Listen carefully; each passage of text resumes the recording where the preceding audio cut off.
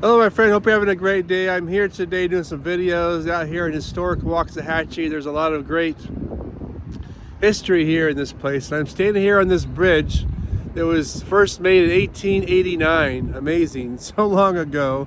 And it was taken out of service in 1990. Now it's just used for pedestrian traffic as there's a new bridge built next to it back then. And it's kind of reminds me of life. Like there's a lot of times when the old is kind of worn out and the new comes.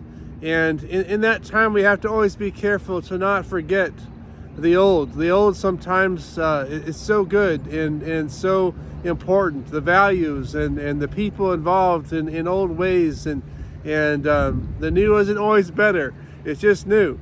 And I just happened to notice down here next to the bridge that they're doing some work on the foundation here, and it's amazing. They have all these rocks and they're held in by fence work so that the rocks won't shift.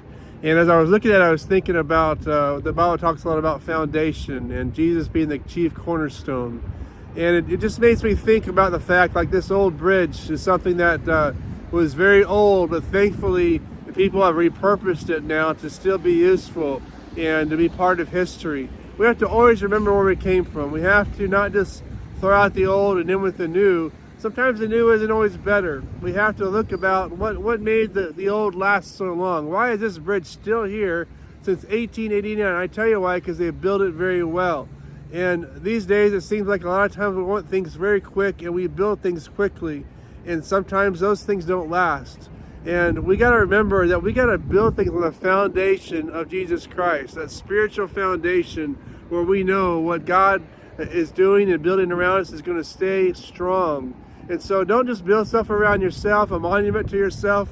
Build something around something that will last, that will honor God, that will love God and love people. Just hope that is a blessing to you today. Have a wonderful day. Thank you for listening. God bless you. Bye-bye.